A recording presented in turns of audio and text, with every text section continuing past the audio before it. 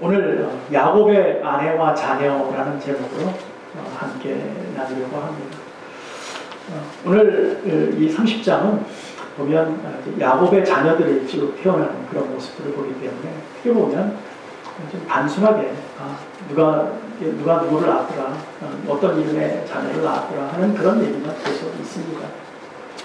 그 안에서 우리는 좀 발견해야 될 것이 무엇일까 고민하게 되었습니다. 근데 하나님께서는 사실 구약시대의 대속죄 일에는 우리는 현재는 용키푸라고 그러죠. 용키푸. 그날이 되면 대제사장이 어떤 옷을 입게 하냐면 에봇이라는 옷을 입습니다. 그런 겉옷을 다 입습니다. 제사장만이 입을 수 있어요. 대제사장만이. 하나님 앞에 지성소에 들어가는 대제사장만이 그 옷을 입을 수 있는데 그 옷을 입고 모든 백성들의 죄를 대신할 동물을 잡아서 피를 가지고 그 대제사장이 들고 지성소 법궤가 있는 곳으로 나아가게 됩니다. 그때 대제사장이 입었던 그 에봇이라는 그 겉옷에 보면 양쪽 어깨에 12지파의 이름이 새겨져 있는 그런 서경이라는 보석이 있었어요. 그거를 금줄로 이렇게 꽈가지고 그 안에 집어넣어서 한 줄에 3지파씩 해서 4줄을 이렇게 만들어서 어깨에다가 이렇게 달고 들어가게 되었습니다. 이 뜻은 이스라엘 전 지파를 얘기하잖아요. 이스라엘 전체를 얘기하는 거거든요. 대표자들이기 때문에 그 전체의 모든 사람들을 하나님께 다 제물로 바칩니다 라는 그런 뜻을 가지고 있습니다. 저는 이 말씀을 통해서 묵상하면서 그럼 우리는 어떻게 드려질 수 있을까? 우리는 거기에 어떤 지파도 속해 있지 않았는데 그럼 우리는 어떠한 모습으로 어느 곳에 속해서 하나님께 바쳐질 수 있을까라는 그런 생각을 하게 되었습니다. 우리는 어떻게 바쳐질까요?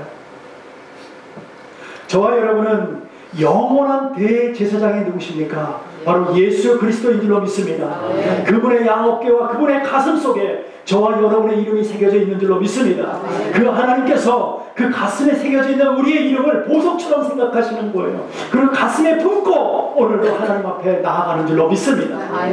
이스라엘 지파들이 대제사장이 두렵고 떨리는 마음으로 하나님 앞에 나아갈 때에 그 양쪽에 모든 지파들의 그 이름이 새겨져 있는 걸 이거 달고 들어가는 것과 같이 우리 주님의 가슴 속에 주님의 양옆 어깨에 저와 여러분의 이름이 새겨져 있다는 거예요. 그것을 가슴에 안고 계시다는 것입니다.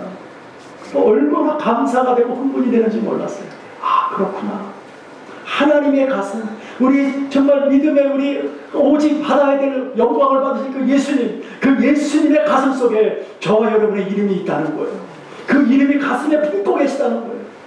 그게 얼마나 행복합니까 우리는 하찮은 사람들이 아니에요. 12지파보다도 더 유명하고 더 우리 주님께서는 아끼시는 줄로 믿습니다. 네, 얼마나 감사합니까?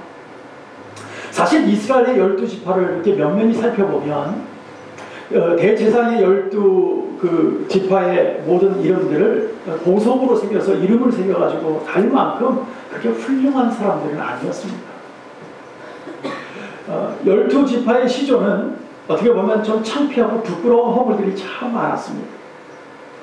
그들이 야곱의 12아들이었어요. 그럼에도 불구하고 하나님께서는 그들의 과거와 허물을 보시지 않았습니다. 그리고 그냥 하나님의 방법으로 보석처럼 여겨주신 거예요. 저희 여러분도 하나님 앞에서 잘한 것이 없지 않습니까? 우리가 행위로서 어떠한 우리가 의롭다는 칭호를 받을 수 있는 그 어떤 것이 있습니까? 저와 여러분 내놓을 게 없어요. 그러나 주님의 뜻으로 그분의 계획으로 그분이 원하시는 방법대로 우리를 백성 삼으신 거예요. 그래서 하나님의 방법으로 우리를 세워서 하나님의 안에 그 신령 가운데 하나님의 가슴 속에 그냥 품고 계시는 줄로 믿습니다. 우리가 우리 자신을 돌아보면 우리는 구원받을 만한 흠모할 만한 것이 아무것도 없습니다. 우리는 본질상 진노의 자식들이었어요. 우리는 내쳐질 수밖에 없고 지옥갈 인간들이었어요. 하나님의 눈길조차 주지 않는 그런 하찮은 존재들이었단 말이죠. 하지만 우리의 하나님께서는 태초부터 하나님의 계획 속에서 하나님의 사랑을 주시기로 아예 작정하시고 이 땅에 보내주시고 그들의 이름을 저와 여러분의 이름을 호명하여 불러서 아예 복을 주시기로 작정하신 줄로 믿습니다. 그래서 오늘 세워주십니다. 오늘 이 자리에 있게 하신 거예요. 복음을 듣게 하시는 것입니다. 오늘도 하나님이라는 존재, 예수라는 그 이름 한번 부르지 못하고 들어보지 못하고 죽는 사람들이 얼마나 많은지 아십니까? 이렇게 세상이 화려하고 온 세계가 지구촌이 이제는 하나라고 그러지 않습니까? 세계 어느 곳에서 일어나는 일, 오늘 이 자리에서 다 볼 수 있는 이런 시간에도 불구하고 아직도 예수자를 모르는, 들어보지 못한 사람이 얼마나 많은지, 태어나서 들어보지도 못하고 그러고 죽어간 거예요. 얼마나 안타까운지 모릅니다. 그러나 하나님께서 저와 여러분을 아예 태초부터 작정해 주셨다는 거예요. 그러니 여러분들은 그냥 감사해야 돼. 그냥. 네. 얼마나 감사해야 될지 몰라요. 왜냐하면 하나님께서 작정하시고 여러분을 불러주셨습니다. 여러분 우연이 아닙니다. 여기 계시는 게 우연이 아니에요. 하나님의 철저한 계획인 줄로 믿으시기 바랍니다. 그래서 우리는 하나님보다 잘 살아야 돼요. 정말 잘 살아야 돼요. 네? 우리 옆 사람에게 이렇게 좀 얘기해 주세요. 우리 잘 삽시다. 우리 잘 삽시다. 네? 우리 좀 잘 삽시다. 네. 우리 정직하게 하나님 안에서 좀 잘 삽시다. 네. 저도 여러분들이 정말 주 안에서 행복하고 잘 되고 복되어지기를 간절히 축원합니다. 그러나 오늘 12지파를 생각하면, 이 12지파를 생각하면 그 12지파가 생겨난 그 모체인 그 어머니들이 있지 않습니까? 어머니가 있어야 자식이 있으니까 그 12아들을 낳은 그 어머니들을 한번 생각해 보려고 합니다. 12지파의 어머니들은요, 사실 시작부터 보면 그렇게 좋은 것은 아니었습니다. 시작부터 서로가 암투가 있었죠. 네? 결혼할 때 어떻게 됩니까? 라헬을 사랑했는데 레아가 대신 들어가서 아내가 되고, 뭐 이게 생각지도 못했던 일들이 막 벌어지고, 네? 마음의 상처 투성이로 시작했어요. 네? 생각해보세요. 내가 사랑하는 사람 때문에 내가 열심히 저 사람 사랑했는데 그 사람 결혼할 거라고 결혼을 딱 했는데 첫날밤을 지니까 다른 여자야. 얼마나 황당했겠어요. 네? 그런 모습 속에서 야곱도 상처고, 또 라헬은, 레아는 그랬다 치고, 레아도 마찬가지죠. 뭐 자기 사랑하지도 않는데 그 남자하고 결혼해야 되는 그 마음은 또 오죽했겠어요. 자기를 사랑해줘야 되는데 사랑해주지 않잖아요. 라헬은 어때요? 언니한테 뺏겼어요. 예? 그러니 얼마나 조강지 첫 자리를 뺏겼다 그 얘기예요. 그러니까 얼마나 그 마음이 힘들었는지 몰라요. 사랑한 건 자기하고 야곱하고 사랑했는데 뺏겼으니 그 마음이 오죽했겠어요. 사실 야곱의 첫째 분 레아는요, 남편의 사랑을 받지 못했어요. 그래서 아이를 제일 많이 낳는데도 사랑을 받지 못하고 늘 남편의 사랑이 목말랐어요. 나 좀 사랑해줘, 나 좀 사랑해줘. 그런데요, 야곱이 가장 사랑한 여자가 누구냐면 라헬이에요. 레아가 아무리 자기가 애를 많이 낳아도 사랑하지 못했기 때문에 목말라 있을 때 라헬은 남편의 사랑을 아주 듬뿍 받았어요. 예, 원래 사랑했으니까 듬뿍 받았는데 문제는 아이를 낳지 못했어요. 아이를 갖지 못했어요. 그러니까 거기에서 벌어지는 문제들 중에서 부인, 세 번째 부인이 누구냐면 실바라는 여자인데, 실바는 누구냐면 레아의 몸종이었어요. 그러니까 몸종이니까, 종이니까 이렇게 해. 뭐 시키면 시키는 대로 해야죠. 종이니까. 그래서 야곱에게 들어가서 아이를 낳습니다. 네 번째 부인이 누구냐 하면은, 누가 언니가 그러니까 또 동생이 가만히 수 있겠어요? 그러니까 라헬이에요. 라헬의 몸종인 빌하를 또 야곱의 부인으로 또 집어넣는 거예요. 애 낳기 위해서. 이게 보통 집안이에요, 지금 이게? 이게 보통 일은 아니에요. 예, 세상 말로 하면 하여튼 고소한 뭐라 그러죠? 예, 무슨 고소한 무슨 뭐의 집안 그렇게 얘기하지 않습니까? 예, 이 문제가 있다는 거죠. 이럼에도 불구하고 하나님께서는 그들의 이름을 이스라엘 가운데 12지파로 세웠답니다. 이건 하나님의 은혜인 줄로 믿습니다.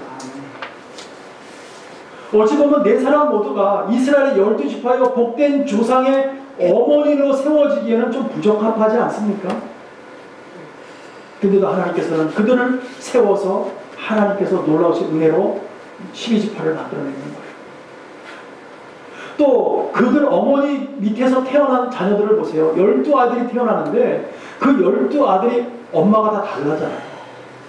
형제들도 있지만 그 가운데 친형제도 있고 배다른 형제들도 있어요. 요즘 같으면 어떻게 했어요? 이게 보통 암투입니까? 그 안에서 살아남으면 보통 일이에요. 어마어마한 일이 벌어질 거예요. 보이지 않나요? 네.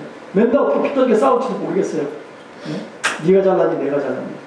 근데 위계질서는 있겠지만 이렇게 어려운 그런 가운데 살았다는 거죠. 사실 예수님의 족보를 좀 볼까요?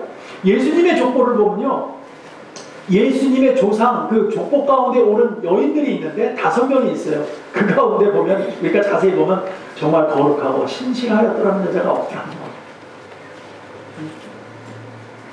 그 중에서는요, 기생이 있었고요, 이스라엘 백성이 아니라 이방인이 있었어요. 그들이 4명이나 됐어요. 5명 중에. 근데 유대인 중에 1명이 있는데, 이 여자는 또 시아버지하고 부적절한 관계를 맺지 않습니까? 네? 이렇게 5명이에요. 그러니까 주님을 사이드에서 볼 때에는 이게 높임받고 쓰임만한 것이 없어요. 네? 뭐 선한 것이 나올 수 있겠어요? 이런 족보에서. 네? 그래도 그곳에서 주님이 오시잖아요. 하나님의 계획인 줄로 믿습니다. 분명한 것은 세상 가운데 우리가 아무리 부족하고 못 배우고 가진 것도 없고 어눌하고 사람 못되는 손가락질 받고 아무것도 아니라 할지라도 하나님이 쓰시고자 하면 되는 줄로 믿습니다. 네. 그것을 말하고 싶은 거예요. 하나님의 방법으로 세우시는 거지 우리가 겉으로 보는 모양으로 보고 세우지 않으신다는 거예요. 저와 여러분을 따지면은 하나님 앞에서 정말 진정으로 하나님의 사람 될 수 있는 자격이 있습니까? 우리는 없습니다. 우리가 뭘 그렇게 잘한 것이 있어서 하나님의 사람이 되고 천국 백성이 될 수 있습니까? 우리의 힘으로는 우리의 능력으로 할 수 없습니다. 그러나 하나님의 열심으로 하나님께서 그렇게 작정하셨다는 거예요. 내가 너를 사랑하고 너를 천국 백성 만드시겠다는 것이죠. 그래서 우리가 오늘 여기서 하나님을 찬양하고 있는 거예요. 하나님께서 복을 주기로 결정하시고 약속하셨으면 그냥 복이 되는 거예요. 오늘 이스라엘의 그 12지파도 하나님께서 미리 약속하셨잖아요. 내가 복을 주겠다. 너희 자손을 내가 복 주겠다. 그러니까 그 모습이 어떠한 거에 하나님 복 주시더라는 거죠. 이것은 뭡니까? 우리의 환경을 보지 않으신다는 거예요. 우리의 어떤 현상과는 관계가 없다는 거예요. 뭘 잘했다는 것도 관계가 없는 거예요. 우리가 부족하더라도 오직 주님만을 믿고 그 말씀에 순종하고 나아갈 때에 하나님께서는 복된 삶으로 이끌고 가시겠다는 것입니다. 지금 12지파인 12아들을 가만히 보면요, 서로 다른 어머니 밑에서 자라면서 각자의 성격이 다 달랐어요. 그러다 보니까 치열한 경쟁 속에 있었다는 거죠. 그러니까 살아가기가 얼마나 힘들었는지 몰라요. 그러면서 그 안에서 보니까는요, 첫 번째 아들 장자예요. 맏아들 르우벤은요 아버지의 침상을 더럽힙니다. 네. 자기의 소모하고 통관을 하는 그런 일이 벌어져요. 또 시므온과 레위는요 잔해하는 기계라는 그런 별명을 가지고 있어요. 불이 막 그냥 이 화가 불이 얼마나 많은지 일단 그냥 때리고 보는 거예요. 예? 예. 일단 죽이고 보는 거예요. 그런 성격의 소유자들이었어요. 그러니 이들에게 뭔 선한 것이 있겠어요. 다 성격상의 문제가 있고 서로 엄마가 다르고 그 안에서 살아가려고 하니까 막 그냥 힘든 거죠. 이처럼 복잡한 가정 속에서 태어나 허물이 많은 사람들이 하나님께서 그들을 사랑하시겠다고 작정하시고 복을 주겠다고 약속하셨기 때문에 복이 임했다는 거예요. 네. 저와 여러분의 모습이 그거잖아요. 우리가 뭐 그렇게 복받을 게 많이 있습니까? 뭐 잘하는 것이 있어요. 그러나 하나님이 약속해 주셨기 때문에 오늘 천국 백성이 된 줄로 믿습니다. 그래서 우리가 오늘 믿음 안에서 오늘 나아갈 수 있고 하나님을 찬양할 수 있고 하나님의 영광 안에서 하나님을 이라고 우리 아버지라고 우리가 고백할 수 있는 것이잖아요. 하나님께서는 한 번 약속하시면 되물리는 법이 없어요. 끝까지 책임져 주시는 거예요. 그래서 이들에도 복된 지파와 복된 자손들이 될 수 있도록 하나님께서 끝까지 책임지시겠다고 돌보시고 계시는 것입니다. 저와 여러분도 부족하지만 진실로 하나님의 자녀라고 성령으로 약속받았지 않았습니까? 우리가 겉으로는 내세울 건 없지만 우리 심령 가운데 성령의 도장이 찍혀있는 줄로 믿습니다. 하나님께서 너는 내 거야 라는 도장이 찍힌 줄로 믿으시기 바랍니다. 이 도장은요 천국 갈 때까지 절대 흐려지지 않을 것입니다. 뿐만 아니라 하나님께서 끝까지 책임지고 돌보실 줄로 믿습니다. 우리 마음대로 하고 싶어도 해지지가 않는 거예요. 막말로 우리는 죽고 싶어도 죽지 못해요. 왠지 아십니까? 하나님이 붙들고 계시기 때문에. 하나님의 사람들이기 때문에. 하나님의 사람들은 실족하는 걸 하나님께서 못 견디하세요. 왜? 내 사람은 잃지 않는 하나님이시기 때문에. 끝까지 책임지신다고 말씀하셨기 때문에 하나님의 백성이라는 것을 믿으시기 바랍니다. 그래서 하나님께서는 우리가 어떠한 방법, 어떤 우리가 잘못해서 실족한다 할지라도 하나님은 맨날 이렇게 세워주십니다. 걱정하지 마. 넌 내 것이야. 내가 책임질 거야. 이것을 어떻게 믿고 있느냐에 따라서 여러분의 삶이 행복해지거나 불행해집니다. 하나님은 항상 그 자리에 계십니다. 하나님께서 늘 우리를 붙들고 계시는 것을 여러분 발견하시기 바랍니다. 우리의 마음이 실족하지 마세요. 우리가 부족해도 우리가 힘들어도 실족하지 마세요. 하나님께서는 끝까지 우리를 책임져 주시고 오늘 야곱의 아내 4명을 통해서 태어난 아이들이요 레아가 오늘 성경에도 읽었지만 무려 6 아들을 낳습니다. 그 딸들아요 7을 낳았다는 거예요. 그런데도 남편에 대한 목마름이 있었어요. 애를 낳는 것과 사랑해주는 거는 달라요. 애 많이 낳는다고 사랑 많이 하는 거 아니에요. 그렇죠? 네. 어떤 사람들은 애를 많이 낳으니까 사랑을 많이 받았는데도 왜 그럴까? 아니에요. 그거하고는 달라요. 네.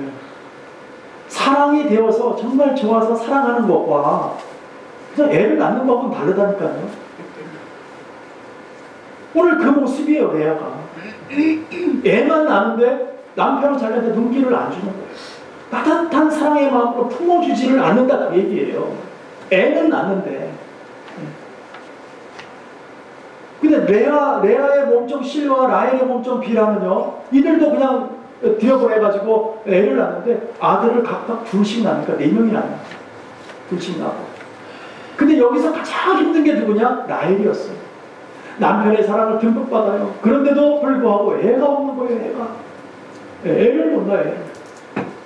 그러니까 나에게 애 낳게 해달라고 야곱한테 그러니까 네가 나 하나로 족하지 않느냐? 내가 너 이만큼 사랑하는데도 더 필요해? 애가 좀 없으면 어때?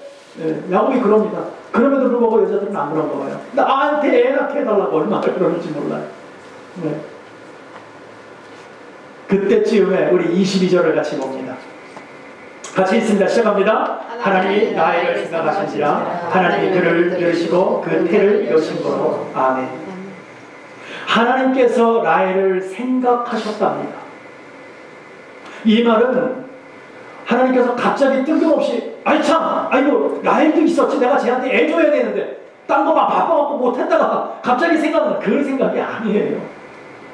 하나님의 생각하셨다는 건 하나님은 라헬을 잊지 않고 계셨다는 거예요. 계속해서 보고 계셨다는 것입니다. 그토록 많은 세월을 아이가 없이 마음고생하고 있는 그 모습을 하나님께서 다 보고 계셨다는 거예요. 하나님은 라헬을 잊으신 것이 아니라 하나님의 때가 될 때에 그의 소원을 이루신 줄로 믿습니다. 우리의 때가 아닙니다. 하나님의 때라는 거예요. 하나님의 방법과 하나님의 계획이 되었을 때에 그때에 이루어지는 거예요. 우리도 때로는 이런 문제를 놓고 기도할 때가 참 많지요. 어떤 어려운 문제가 있습니다. 어떤 문제가 나에게 큰 문제가 닥쳤을 때 하나님께 기도합니다. 아무리 기도했는데 열심히 기도했는데 아무런 응답이 없어요. 그래서 우리는 쉽게 이렇게 생각합니다. 하나님께서는 응답도 안 해주시네. 나는 안 되는 사람인가? 내 기도는 거절된 건가? 기도해도 별로 소용없구나. 자리를 툴툴 털고 일어날 때가 참 많습니다. 왜 이런 생각이 듭니까? 왜 이런 생각이 들까요? 그것은 딴 게 아니에요. 우리는 나의 시간에 맞추기 때문에 그렇다는 거예요. 나의 시간에. 나는 급하다는 거죠, 지금. 나는 급하다. 이 문제를 지금 이루어져야 된다는 거죠. 그러니까 내 시간에 맞춰서 보니까 기도하니까 하나님께 응답 안 하시는 것처럼 보여지는 것입니다. 나는 1시간 급하니까. 근데 하나님은 아무런 대답이 없으세요. 아무런 말씀도 없으세요. 그러다 보니까 우리는 쉽게 판단하는 거예요. 여러분 급하면 뭐 한다고요? 실수하는 거잖아요. 실수하는 거예요. 급하면 실수하는 거예요. 그러니까 하나님의 말씀을 기다리지 못하고 우리의 조급한 마음 때문에 하나님께서 응답을 안 해주신다고 판단하니까 자리를 털고 일어나버립니다. 그리고 하나님께서 나한테 내가 기도해도 하나님 듣지도 않아. 그다음부터 기도 안 해. 어차피 해봐야 소용없다고 생각하니까. 여러분 오늘 분명히 깨달으시길 바랍니다. 우리의 믿음의 강구는 반드시 하나님의 때와 하나님 방법 때에 그때 이루어질 수 있도록 하나님 응답해 주신 줄 믿으시기 바랍니다. 아멘. 우리의 때가 아니고 하나님의 때입니다. 하나님의 방법이 되었을 때, 하나님의 시간이 되었을 때에, 하나님의 뜻이 되었을 때에 그때 하나님은 이루어 주시는 거예요. 여러분 성경에도 많은 부분이 그러잖아요. 믿음으로 강구한 것은 받은 줄로 믿으라고 얼마나 막 강조를 합니까? 여러분들이 강구해서 입에서 나왔으면 하나님 들으신 줄로 믿습니다. 그것은 반드시 이루어질 거예요. 왜요? 우리는 하나님의 사람들이니까. 하나님의 심정 가운데 있는 사람들이니까. 그런데 우리가 털고 일어난다는 거예요. 우리가 털고. 하나님이 원하시는 것은 뭡니까? 진득하게 기다리라. 하나님이 안 들어주시는 것이 아니라, 우리의 기도를 거절하는 것이 아니라 믿음을 갖고 좀 기다리면 안 되겠냐는 거예요. 좀 기다려라. 내가 반드시 그 기도의 응답을 내가 해주시겠다는 거예요. 왜냐하면 하나님의 생각은 우리의 생각과 다릅니다. 우리는 한 시간도 봅니다. 오늘 것만 봅니다. 오늘 이 문제가 해결됐으면 좋겠습니다. 그러나 하나님은 우리의 오늘만 보는 게 아니라 우리의 미래까지도 모든 것을 한눈에 보고 계세요. 그렇기 때문에 그 중에서 가장 좋은 때, 우리에게 베스트 때 그때에 해주시는 거예요. 우리 그때까지 기다리는 거예요. 근데 우리는 그걸 못 기다려요. 그게 싫은 거예요. 그 기다림이 싫은 거예요. 마치 도깨비 방망이였으면 좋겠어요. 금 나와라 뚝딱 하면 금이 딱 나오고, 배고프니까 박찬을 하면 밥상이 탁 튀어나오고, 이런 것을 원하고 있다는 거예요. 하나님 그런 하나님 아니십니다. 그러나 저와 여러분은 하나님의 사람이기 때문에 하나님께서 가장 좋고 가장 좋은 때에 가장 선한 것으로 분명히 우리에게 허락하실 줄로 믿습니다. 아멘. 그것을 믿으라는 거예요. 그게 예수 믿는 사람들이 가야 될 길이라는 거예요. 그래서 저와 여러분 그 때를 기다리는 사람들입니다. 천국 가는 그 때에, 하나님이 역사하시는 그 때에, 오늘도 하나님이 함께 하신다는 것을 그 때에 우리가 믿고 의지하면서 오늘도 하루하루 걸어가는 것입니다. 그래서 저는 여러분들 이렇게 얘기하고 싶어요. 너무 쉽게 좌절하지 마십시오. 너무 쉽게 포기하지 마십시오. 하나님은 여러분의 기도를 절대 거절하시는 분이 아니십니다. 하나님의 자녀들이 간구하는 그 기도의 간구는 반드시 들어 응답하시겠다고 말씀하신 것을 분명히 믿으시기 바랍니다. 하나님께서는 분명히 말씀하셨잖아요. 이렇게 라헬도 때로는 갈등하면서, 때로는 실망하면서 오랜 동안 기다려오면서 아들을 기다렸어요. 자녀를 기다렸어요. 하나님께 얼마나 많이 매달렸겠습니까? 자기 언니는 자기 남편이 별로 사랑해주는 것도 아닌데 애가 줄줄이 7을 낳고 있잖아요. 자기 몸종들, 정말 자기 종인데도 그냥 애들을 갖다 쑥쑥 잘 만났잖아요. 근데 자기만 애기가 없는 거예요. 얼마나 속상한 마음이 있는지 모르겠어요. 그러다가 하나님께서는 하나님이 기억하셔서 아이를 허락합니다. 그 아이가 누구냐면 요셉입니다. 요셉. 하나를 낳아도 제대로 낳는 거예요. 하나를 낳아도. 요셉이라는 이름의 뜻은 뭐냐면 하나님께서 부끄러움을 씻겨주셨다, 그런 뜻을 가지고 있어요. 우리 같이 말씀을 봅니다. 23절로 24절입니다. 같이 한번 읽도록 하겠습니다. 시작합니다. 그가 이태하여 아들을 낳고 가로되 하나님이 나의 부끄러움을 씻으셨다 하고 그 이름을 요셉이라 하니 여호와는 다시 다른 아이들을 내게 더하시기를 원하노라 하니 없더라. 아멘. 그러고 나서 아이를 또 하나 낳긴 해요. 근데 그 아이 낳고 죽습니다. 제가 앞으로 가면서 볼 텐데, 요셉은 12아들 중에서 가장 어떤 아들입니까? 사고란 아들로 태어납니다. 모든 이스라엘을 살리기 위해서 그 아들이 태어난 거예요. 근데 요셉의 삶은 평탄치는 않았습니다. 참 어려운 시간들이 보내요. 그러다 결국은 모든 이스라엘 사람들을 살리게 되죠. 어떻게 보면 요셉은 예수님을 가장 많이 닮은 사람이 아닌가 그런 생각을 해보게 됩니다. 그래서 그런지 창세기에 보면 오늘 말씀 가운데 쭉 이렇게 보면은 아브라함이나 이삭이나 야곱보다도 이 요셉에 대해서 가장 많이 기록하고 있어요. 지면을 제일 많이 활용하고 있습니다. 또 12지파 중에서 레위 지파는 그 중에서 많은 아들 중에서 첫 번째 레아에 태어난 레위라는 아들이 있는데 그 아들은 지파 중에서 빠져버립니다. 나중에. 왜 빠지냐면은 이 레위는 레위 제사장이 돼요. 그 집안은 전부 제사장 가문이기 때문에 이제는 제사장으로 구분하기 때문에 그 지파 속에 속하지를 않습니다. 하나님께 속한 자가 되어버려요. 예, 그래서 그 이름이 딱 빠집니다. 그러니까 모든 믿음의 공동체 안에서 12명의 아들 중에서 하나가 빠져버려요. 예, 그러니까 채우지를 못한다고요. 근데 요셉은 거기에 들어가지 않습니다. 요셉이 원래 그 아들 중에 하나잖아요. 근데 요셉은 거기에 들어가지 않고 오히려 요셉이 아들을 낳게 되는데 누구 낳냐면은 므낫세와 에브라임을 낳게 됩니다. 그들 둘이 어떻게 보면 뭡니까? 조카들이죠. 조카들이 12지파에 들어갑니다. 그래서 12지파를 만들게 돼요. 그러니까 요셉은 참 큰 복을 받은 사람입니다. 왜요? 자기 아들들이 지파 2개를 얻었으니까. 그 이름을 그 안에 집어넣었으니까. 얼마나 보통 일은 아니죠. 여기서 우리가 정말 복받은 사람이라는 것을 우리가 요셉을 볼 수 있지만 우리가 정말 복이라는 개념을 좀 혼동하지 않기를 바랍니다. 우리가 생각하는 복과 하나님의 생각하는 복은 달라요. 사람들이 생각하는 복은 어떤 거냐면 권선징악적인 그런 복을 우리는 생각하고 있습니다. 그러니까 착한 일을 많이 하고 착한 일을 좀 이렇게 선한 일을 많이 한 사람들은 당연히 상을 받는 것이 당연하다. 예, 그렇죠? 예, 우리도 그렇게 생각하잖아요. 좋은 일 했으니까 상 받는 거. 그거 당연한 거야. 저 사람은 그 좋은 일을 많이 했어. 나쁜 사람은요. 저 사람은 벌 받아도 싸. 예. 우리는 그런 개념을 갖고 있다는, 그게 복이라는 개념을 갖고 있단 말이죠. 그래서 우리는 세상에서 가지고 있는 복의 개념은 항상 뭡니까? 행한 대로 받는 거예요. 행한 대로. 내가 이만큼 했으면 이만큼 복을 받는 거라고 생각을 해요. 예.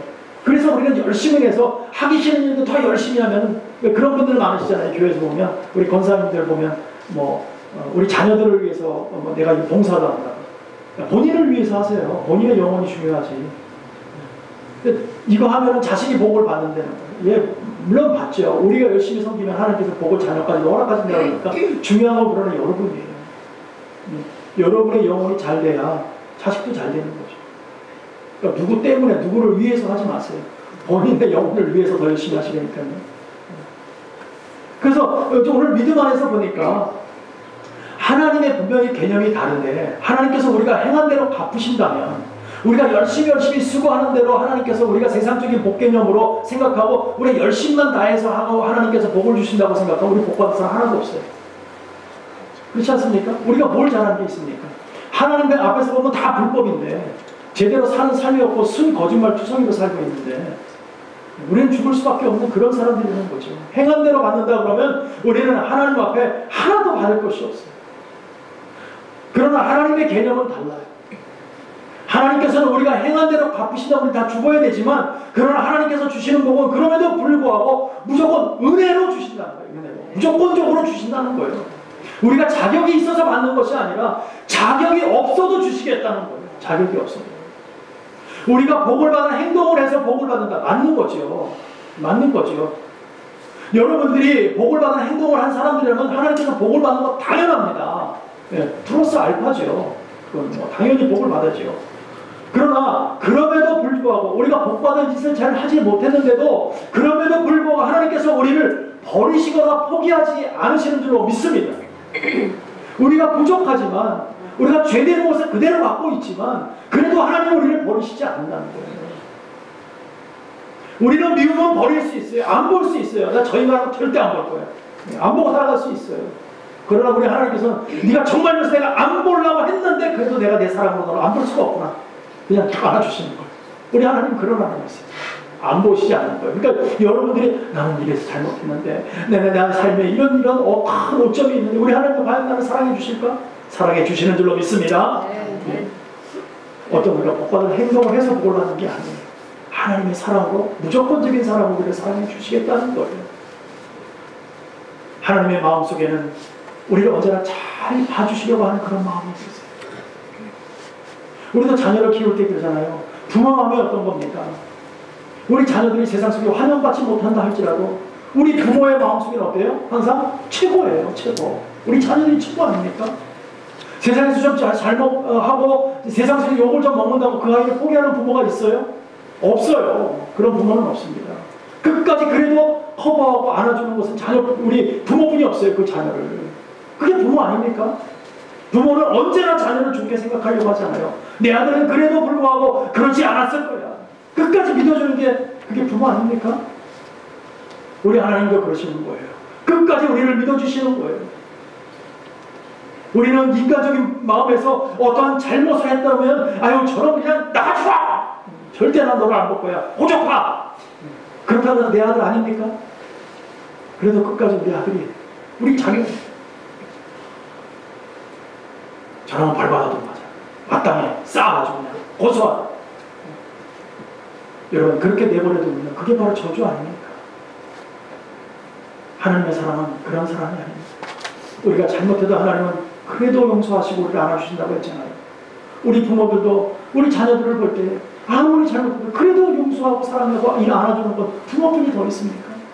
그 자녀들이 누구를 믿어요? 부모 말고는 없어요. 세상에 어디 가서 반영받습니까? 아무리 똑똑한 사람들이라도 부모 밑에 들어오면 어린아이가 되는 거예요.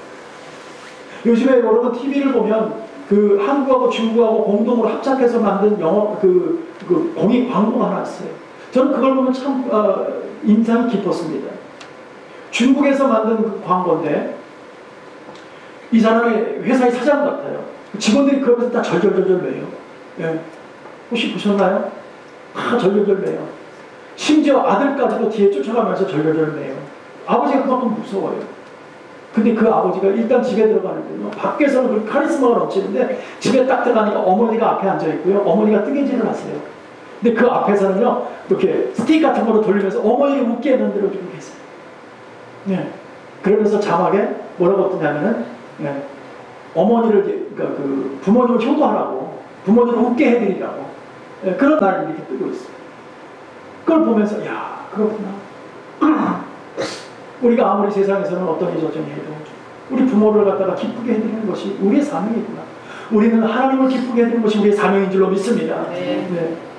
세상에서는 어떻게 사는지 모르겠어요. 여러분 일일이 따라다녀 보지 않아서 모르겠어요. 그러나 하나님이 원하시는 삶은 바르고 정직하게 살면서 하나님 안에서 신실하게 살면 하나님께서 끝까지 책임져 주시는 거예요. 그러나 우리가 세상에서 어렵고 힘들고 지치며 산다 할지라도 하나님 우리를 버리는 법이 없는 줄로 믿습니다. 끝까지 우리를 책임져 주시는 거예요. 그리고 용서하고 감싸주고 끝까지 믿어주시는 분이 하나님인 줄로 믿으시기 바랍니다. 그래서 우리는 더 행복해지는 거예요. 아휴 그렇구나. 네, 부족해도 그래도 우리 하나님 날 살아계신다니까 또 한 번 더 힘을 내고 또 용기를 내야 되겠구나.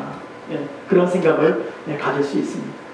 여러분 세상 가운데 실수하는 사람 어디 있습니까? 다 실수하고 실수할 때마다 벌을 준다고 생각해 보세요.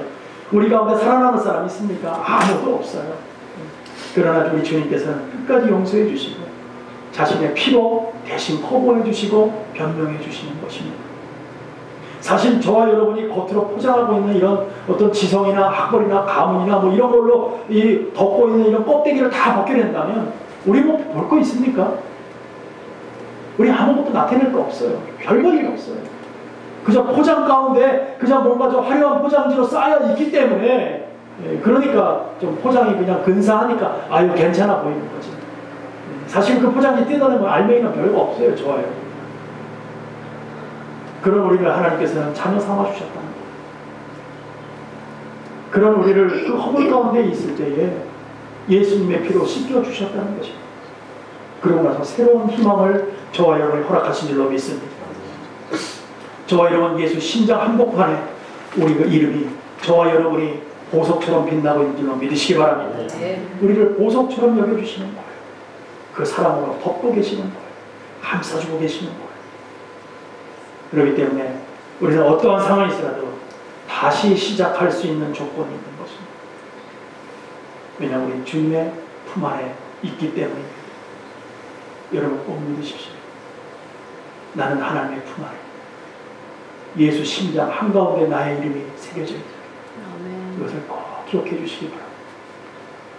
사랑하는 성도 여러분, 하나님께서는 야곱의 12 아들을 복을 주셨지만 4명의 여인을 통해서 배다른 형제들끼리 태어나 어떻게 보면 영적 수준, 도덕적 수준 모든 부분들이 다 달랐지만 그러나 하나님께서 그들을 불러서 12지파를 세웠듯이 예수님도 마찬가지 아닙니까?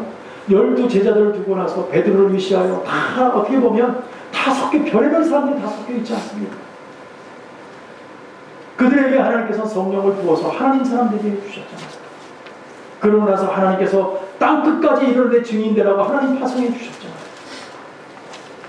그 주역들로 세워졌던 그들, 오늘 그들이 바로 저와 여러분 되기를 원합니다. 저 여러분도 하나님께서 복을 주셔서 우리를 구원하시고 세상의 어떤 문제 속에 얽매이지 아니하고 다시 한번 하나님의 주 안에서 영광 안에서 천국의 소망을 갖게 하시고 하나님의 영광 안에서 그 십자가 보혈의 능력으로 우리를 세우셨기 때문에 오늘 또 한번 하나님의 자녀가 된 줄로 믿고 예수의 심장 안에 우리 이름이 있다는 것을 기억하고 또 한번 우리가 소망을 갖고 힘을 내서 용기를 내서 걸어가는 저와 여러분 되기를 원합니다. 아멘. 여러분 주저앉지 마세요. 나약하다고 생각하지 마세요. 나는 이런 인간뿐이 안 되라고 자책하지 마세요. 하나님께서 괴로워하세요. 왜냐하면 하나님의 자녀이기 때문에. 저 여러분 어떠한 상황, 어떠한 부분들이 있다 할지라도 어떠한 부족한 부분이 있다 할지라도 하나님께서 끝까지 여러분을 책임지시고 여러분들을 끝까지 저 천국으로 인도하실 줄로 믿으시고 오늘도 한번 담대하게 나가는 저와 여러분 되시기를 간절히 축복하고 축원합니다. 네. 기도하겠습니다.